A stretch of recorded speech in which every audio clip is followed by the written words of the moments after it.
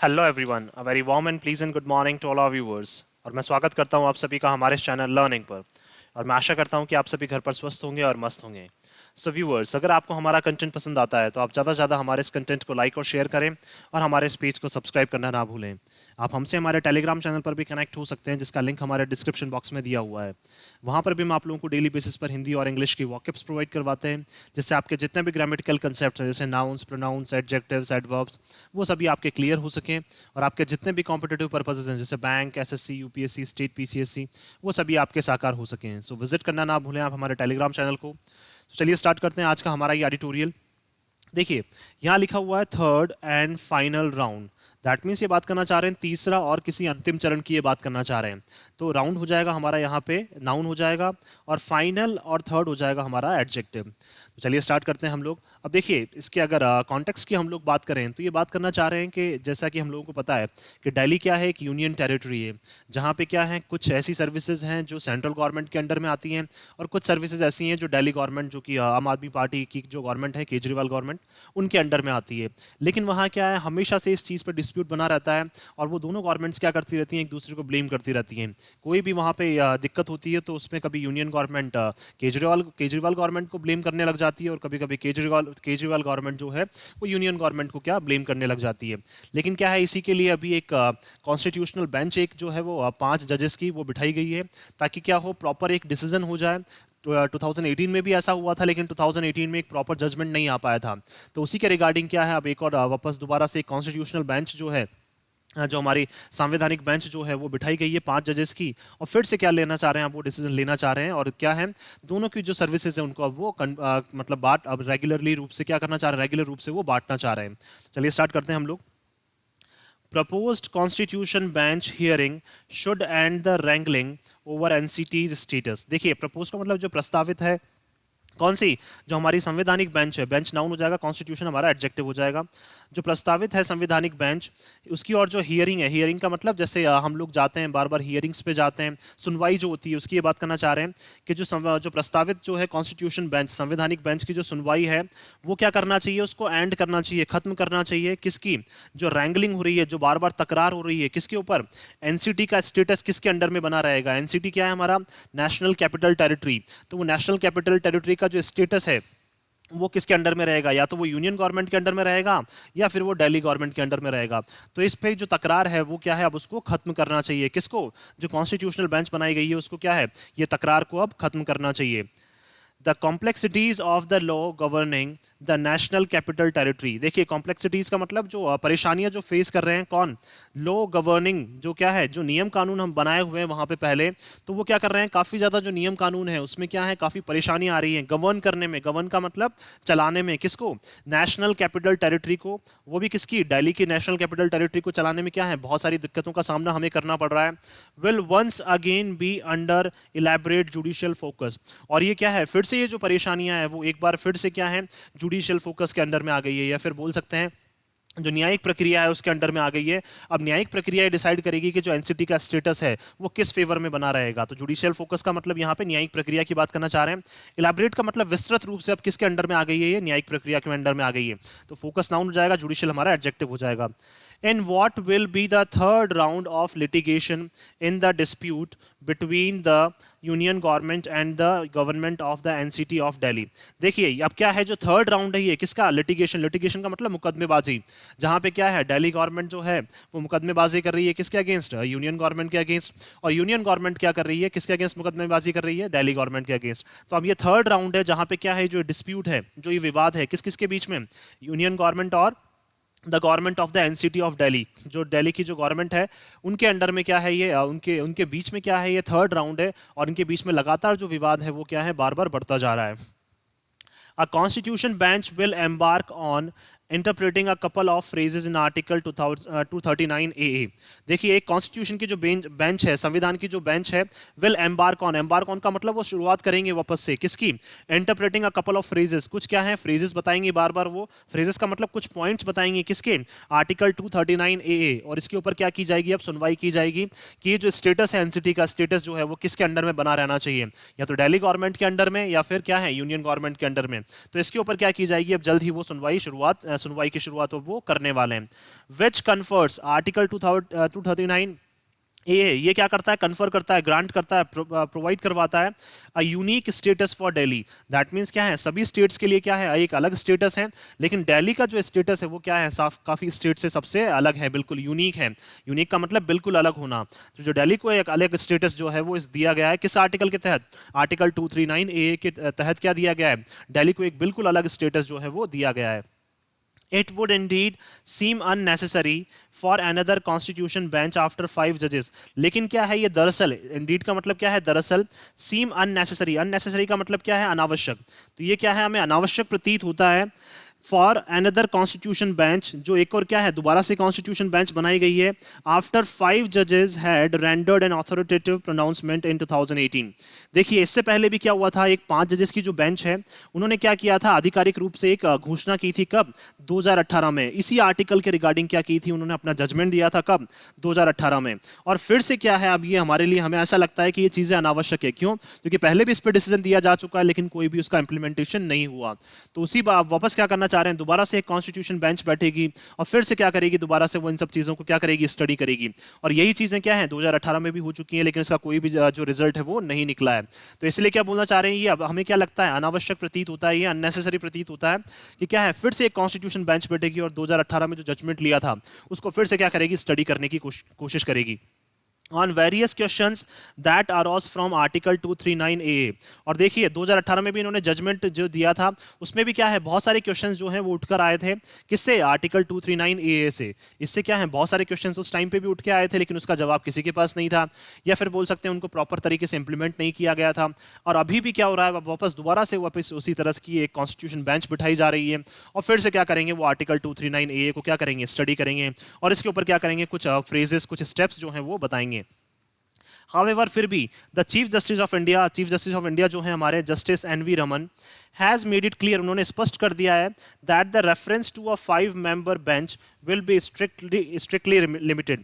लेकिन देखिए उन्होंने क्या कर दिया है कि 5 मेंबर की जो बेंच बनाई जाएगी, कॉन्स्टिट्यूशनल बेंच, उनकी जो क्या है, उनका रेफरेंस जो है, मतलब रेफरेंस का मतलब उनकी जो पावर्स हैं वो क्या रहेंगी, स्ट्रिक्टली लिमिटेड। दैट मीन्स काफी, बोल सकते हैं कड़े रूप से क्या रहेगी, काफी बात कर सकते हैं हम लोग, स्पष्ट रूप से क्या रहेगी, लिमिटेड रहेगी, वो स्ट्रिक्टेड रहेगी to the interpretation of couple of phrases that were not examined by the earlier bench. अब देखिए वो क्या बात करना चाह रहे हैं कि बहुत सारी ऐसी क्या है, फ्रेजेस थी, फ्रेजेस का मतलब बहुत सारे आर्टिकल 239 ए के क्या थी, पॉइंट्स थे जिनको उस टाइम पे एग्जामिन नहीं किया गया था। कब, ये 2018 की बात कर रहे हैं कि 2018 में जो बेंच बैठी थी उन्होंने क्या किया था, उस टाइम पे वो एग्जामिन नहीं किया था।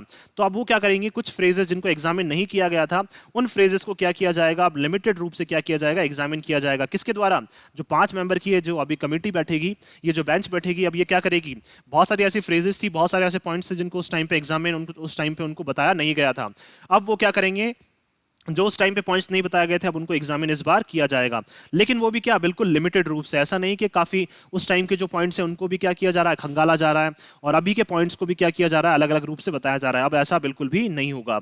And no other point will be reopen. और उस टाइम पे जो पॉइंट था उसको क्या है, बिल्कुल भी एक दूसरा पॉइंट जो है वो ओपन नहीं किया जाएगा।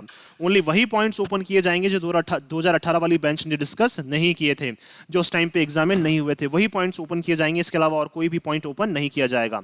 ब्रॉडली अगर मोटे तौर पर हम लोग बात करेंगे, क्या है हमारा एडवर्ब है, द 2018 वर्डिक्ट, जो 2018 का जो डिसीजन आया था, जो निर्णय आया था, थ्रो 3 कॉन्करिंग ओपिनियंस। कॉन्करिंग का मतलब समवर्ती, समान ओपिनियंस। तो ओपिनियंस क्या हो जाएगा हमारा, नाउन हो जाएगा, कॉन्करिंग क्या हो जाएगा हमारा, एडजेक्टिव। अब देखिए अगर हम बात करें 2018 ओपिनियन की, वो भी क्या है, बिल्कुल सेम ओपिनियन के बेसिस पर, 3 अलग अलग सेम ओपिनियन के बेसिस पर।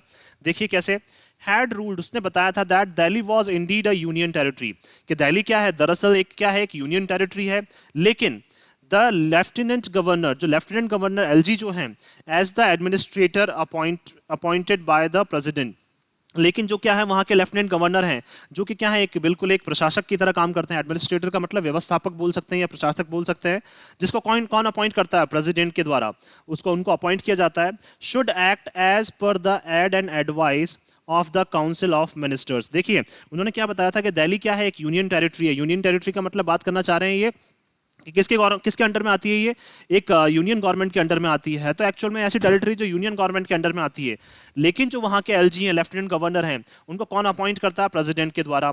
और उनसे ऐसा कहा जाता है अपॉइंटमेंट के टाइम पे, या फिर बोला जाता है कि उनको उनकी जो पावर्स हैं वो उनको इसलिए प्रदान की जाती है ताकि वो क्या करें, मतलब क्या करें, एक्ट करें किसके बेसिस पे, जो वहाँ के काउंसिल ऑफ मिनिस्टर्स हैं। काउंसिल ऑफ मिनिस्टर्स का मतलब जो वहाँ की विधानसभा है उसके जो मिनिस्टर्स हैं दिल्ली गवर्नमेंट के, उनके अकॉर्डिंग क्या करें, वो उनकी सलाह से और उनके अकॉर्डिंग क्या करें, वो उनके सहयोग से और उनकी सलाह पे क्या करें, वो काम करें। कौन, जो वहाँ के लेफ्टिनेंट गवर्नर हैं।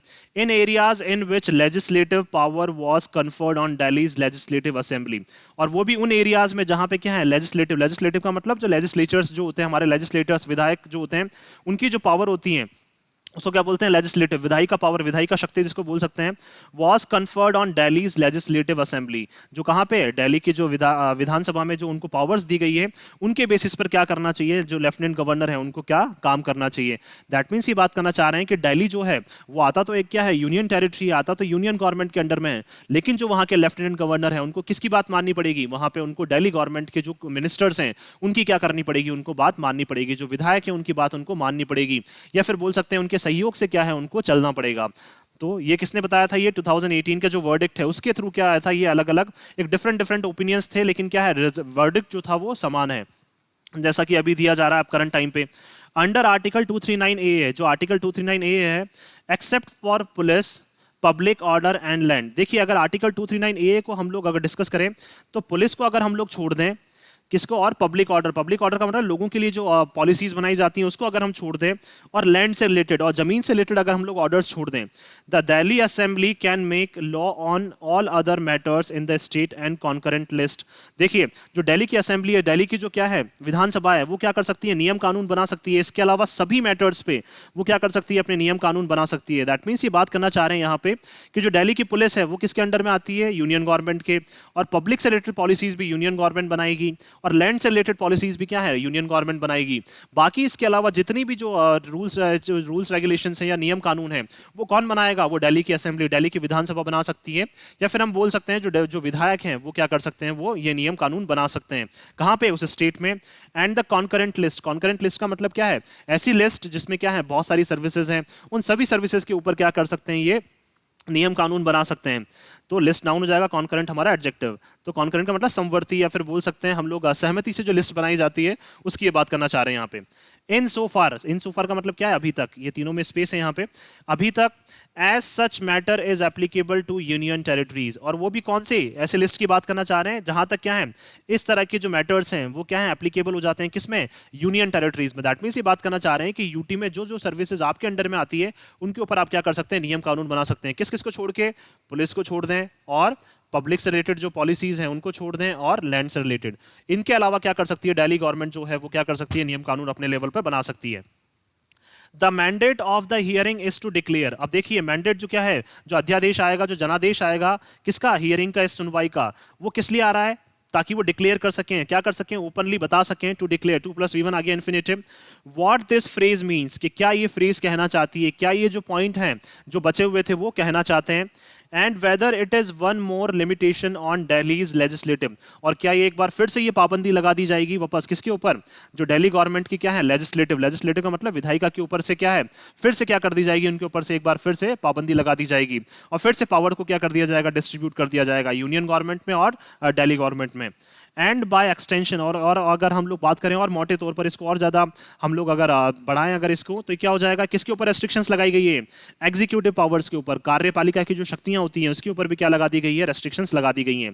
दैट मीन्स हम बोल सकते हैं कि जैसा अगर जो मैंडेट है, जो जनादेश अब वापस आएगा, उससे एक चीज़ और साफ हो रही है कि फिर से क्या लगाई जा सकती है, पाबंदियां लगाई जा सकती है, किसके ऊपर, दिल्ली की जो विधायिका है उसके ऊपर, और वहाँ की जो कार्यपालिका की जो शक्तियां हैं उनके ऊपर क्या है, फिर से क्या लगाई जा सकती है, लिमिटेशंस। क्यों, क्योंकि कुछ पावर्स यूनियन गवर्नमेंट को दे दी जाएगी और कुछ पावर्स अगेन फिर से दिल्ली गवर्नमेंट को दे दी जाएगी। तो दिल्ली गवर्नमेंट क्या है, फिर से इंडिपेंडेंट वहां पे काम नहीं कर पाएगी। The 2018 ruling limited the lieutenant governors domain. 2018 की जो रूलिंग आई थी, जो उसमें निर्णय आया था, उसने क्या कर दिया था, लेफ्टिनेंट गवर्नमेंट की जो शक्तियां हैं उसको क्या कर दिया था, रेस्ट्रिक्ट कर दिया था, बाय मेकिंग इट क्लियर, और बिल्कुल स्पष्ट कर दिया था that not every decision required his concurrence, कि हर एक डिसीजन में क्या है, जो लेफ्टिनेंट गवर्नर है दिल्ली के, उनकी सहमति की जरूरत नहीं है। कॉन्करेंस का मतलब क्या होता है, देखिए कॉन्करेंस का मतलब बात कर सकते हैं हम लोग, सेम भी बोल सकते हैं, समान भी बोल सकते हैं, समवर्ती जिसको बोलते हैं, या फिर सहमति भी हम इसको बोल सकते हैं। तो क्या है, हर एक डिसीजन में क्या है, लेफ्टिनेंट गवर्नर की सहमति की आवश्यकता नहीं है। किसने बताया था, ये 2018 की जो रूलिंग आई थी, जो क्या आया था, रिजल्ट आया था, it had cautioned against the notion of representative democracy being negated. और उस टाइम पे क्या है, इन्होंने आगाह किया था, किसने, 2018 में जो बेंच थी उन्होंने आगाह किया था कि क्या किया था उस टाइम, क्या बताया था इन्होंने, कि जो रिप्रेजेंटेटिव डेमोक्रेसी है, रिप्रेजेंटेटिव का मतलब प्रतिनिधित्व, जो लोकतंत्र है, प्रतिनिधिक जो लोकतंत्र है, उसको क्या किया जा रहा है, नेगेट किया जा रहा है, उसको इग्नोर किया जा रहा है, उसको अनदेखा किया जा रहा है। दैट मीन्स क्या है, ये बताना चाह रहे हैं कि ऐसी डेमोक्रेसी जहां पे क्या है, कोई एक रिप्रेजेंटेटिव है, उसको क्या किया जा रहा है, वहां पे इग्नोर किया जा रहा है।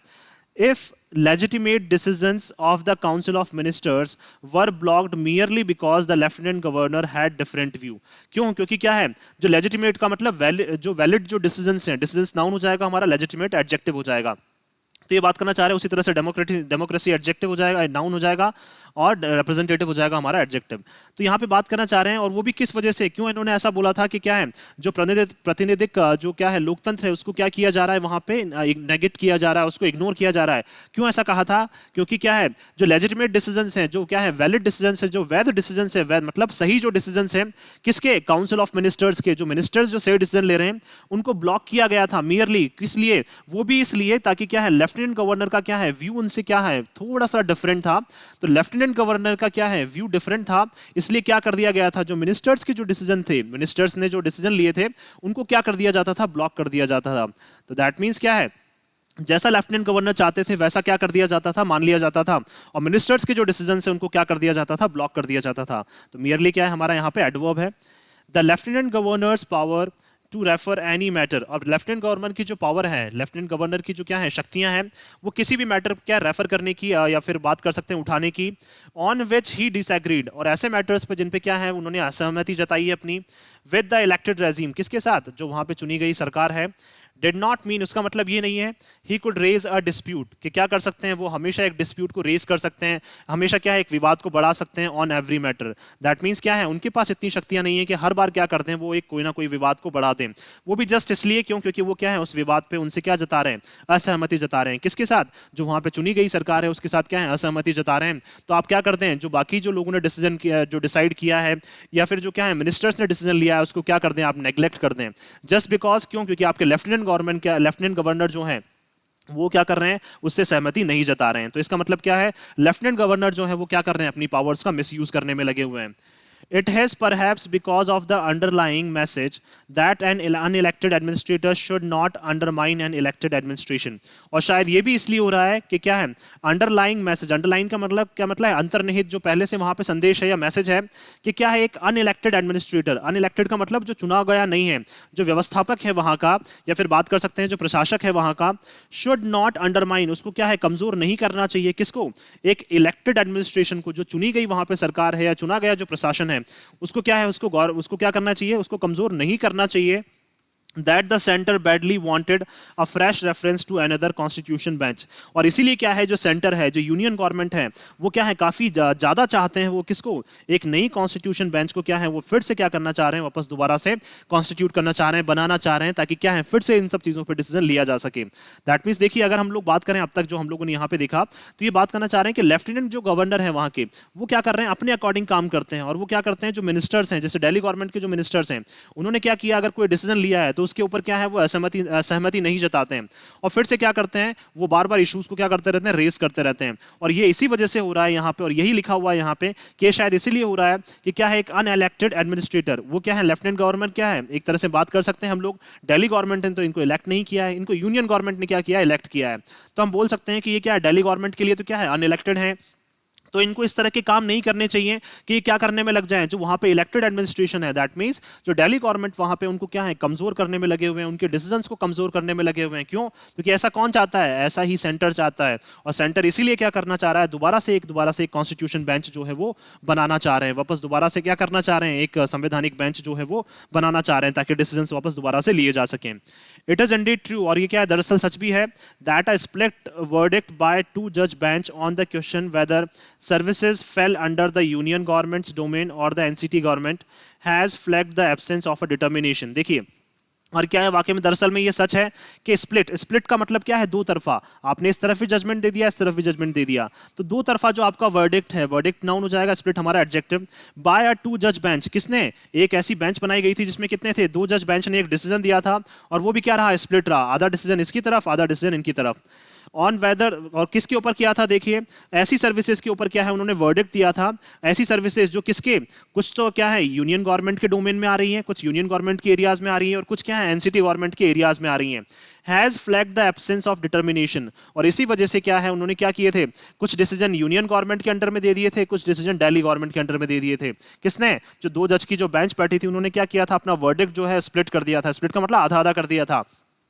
तो उससे एक चीज सामने आ गई थी कि क्या है, डिटर्मिनेशन जो है, दैट मींस बात कर सकते हैं जो हमारे निश्चय शक्ति जो है वो क्या है, काफी वीक है। क्यों? क्योंकि हम एक तरफ डिसीजन कभी भी नहीं ले पा रहे हैं, हम दोनों तरफ क्या कर रहे हैं, डिसीजन लेना चाह रहे हैं। तो उससे एक चीज पता चलती है कि डिटर्मिनेशन जो है वो हम लोगों में नहीं है, या फिर सॉरी या फिर उन लोगों में जिन्होंने डिसीजन लिया था उनमें जो डिटर्मिनेशन है वो नहीं है। इन the constitution bench verdict on the question whether entry 41, देखिए तो यहां तक अगर हम लोग देखें तो क्या है, ये क्या है, स्प्लिट वर्डिक्ट जो दिया था उससे क्या है, एक चीज साफ हो गई थी कि डिटर्मिनेशन की क्या है, काफी कमी है यहाँ पे। इन द कॉन्स्टिट्यूशन बेंच, किसमें, कॉन्स्टिट्यूशन बेंच के जो वर्डिक्ट जो उन्होंने निर्णय लिया था उसमें, on the question whether entry 41 of the state list services is within the NCT's executive and legislative domain. और क्या है, उस टाइम पे ये क्वेश्चन भी उठ के आया था कि जो एंट्री 41 है, एंट्री 41 का मतलब क्या है, ऐसी सर्विसेज जो किसके डोमेन में आती हैं, एनसीटी के डोमेन में आती है। एनसीटी का मतलब ये दिल्ली गवर्नमेंट की बात करना चाह रहे हैं, जो उनके एग्जीक्यूटिव कार्यपालिका के और उनके विधायिका के क्या है, शक्तियों के उसके शक्तियों के क्या है, उसमें आती है, डोमेन में आती है। तो क्या ऐसे डिसीजंस भी जो क्या है, किसको देने चाहिए, यूनियन गवर्नमेंट को देने चाहिए। इसके ऊपर क्या है, क्वेश्चंस उस टाइम पे काफी उठाए गए थे। दैट मींस क्या है, एनसीटी की जो सर्विसेज है, तो ये बात करना चाह रहे हैं एनसीटी को जो सर्विसेज या दिल्ली गवर्नमेंट को जो सर्विसेज थी, वो सर्विसेज भी क्या दे दी गई थी उस टाइम पे, किसको दे दी गई थी, यूनियन गवर्नमेंट को दे दी गई थी। इसी वजह से क्या है, उस टाइम पे काफी क्वेश्चंस इस पे रेज हुए थे कि आप क्या करना चाह रहे हैं, आप डिसीजन जो है अपने कुछ अपने अकॉर्डिंग करना चाह रहे हैं, अपने अकॉर्डिंग स्प्लिट डिसीजन आप लेते जा रहे हैं।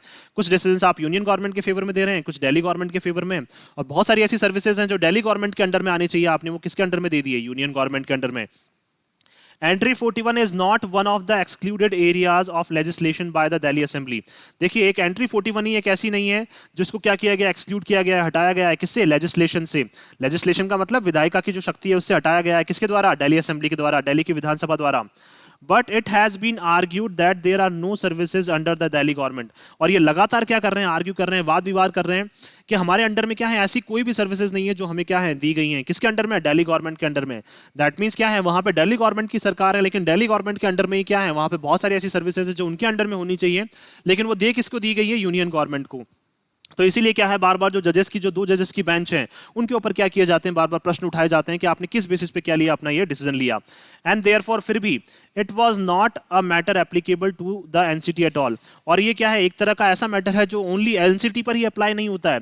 क्या ये केवल इस तरह का मैटर है जो एक एनसीटी पर ही अप्लाई नहीं होता है, इससे क्या है, आपकी डिटर्मिनेशन पे भी क्या है, आपके निश्चय शक्ति पे भी क्या है, क्वेश्चन उठ रहा है कहीं ना कहीं। Settling this remaining just a minute, yes, settling this remaining question क्या है, आप देखिए जो रिमेनिंग क्वेश्चन का मतलब जो बार बार क्या है उठ के आ रहा है, इस क्वेश्चन को अगर सेटल करते हैं हम लोग, इसको सॉल्व करते हैं, should give a coitus. Should give a coitus का मतलब एक राहत की सांस देगा टू द एंडलेस रैंगलिंग। किसको, ऐसी रैंगलिंग, ऐसा वाद विवाद जो क्या है एंडलेस रहा है अब तक। एंडलेस का मतलब जो लगातार चलता रहा है, तो रैंगलिंग नाउन, एंडलेस हमारा adjective. Between the Modi government, किसके बीच में, मोदी गवर्नमेंट के बीच में, एट द सेंटर, कहां पे, केंद्र में, एंड द केजरीवाल रेजिम इन दिल्ली, कहां पे, और केजरीवाल के जो गवर्नमेंट है आम आदमी पार्टी, उनके बीच में, कहां पे, दिल्ली में। तो इनके बीच में क्या है, जो एंडलेस रैंगलिंग चल रही है, बार बार जो वाद विवाद चल रहा है शक्तियों को लेकर कि ये सर्विसेज हमारे अंडर में होनी चाहिए, ये सर्विसेज हमारे अंडर में होनी चाहिए।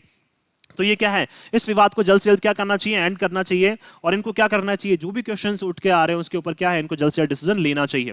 देखिए ओवरऑल अगर हम लोग सम अप करें तो ऐसी ऐसी सर्विसेज हैं जो क्या है दिल्ली गवर्नमेंट के अंडर में रहनी चाहिए, लेकिन वो किसको दे दी गई है, यूनियन गवर्नमेंट को, जिससे क्या है जो दिल्ली गवर्नमेंट है वो काफी नाराज है। बहुत सारी ऐसी पावर्स हैं जो दिल्ली गवर्नमेंट के पास होनी चाहिए लेकिन वो यूनियन गवर्नमेंट के पास है। तो क्या है, अब जल्द से जल्द ऐसा जो बेंच अभी कॉन्स्टिट्यूशन बेंच क्या है, बार बार सेंटर डिमांड करता है कि कॉन्स्टिट्यूशन बेंच बनाए। अब वो 5 जजेस की जो बेंच बन रही है उनको क्या है जल्द से जल्द ऐसा डिसीजन लेना चाहिए जिससे क्या है दोनों जो गवर्नमेंट्स हैं वो सेटिस्फाई रहें। और दिल्ली गवर्नमेंट वहां पे है तो उनके पास भी क्या है पावर्स रहनी चाहिए, और वो क्या है यूनियन टेरिटरी के अंडर में आता है, इसलिए शायद हो सकता है कि यूनियन गवर्नमेंट को भी क्या है पावर दी जा रही है। लेकिन मैक्सिमम पावर्स जो है वो दिल्ली गवर्नमेंट के पास में रहनी चाहिए। क्यों? क्योंकि दिल्ली गवर्नमेंट ही क्या है वहां पे इलेक्टेड एक गवर्नमेंट है, तो इसलिए क्या है मैक्सिमम पावर्स उनके पास रहनी चाहिए। और यूनियन गवर्नमेंट के पास भी क्या है कुछ सर्विसेज है जो यूनियन गवर्नमेंट के अंडर में भी वो आनी चाहिए। सो मैं आशा करता हूं कि आप सभी को ये आर्टिकल है वो पसंद आया होगा। अगर आपको हमारा आर्टिकल पसंद आया तो आप ज़्यादा से ज़्यादा इसको लाइक और शेयर करें और हमारे इस पेज को सब्सक्राइब करना ना भूलें। So thank you so much कि आपने इस वीडियो को अंत तक देखा। Thank you so much once again for your love and support.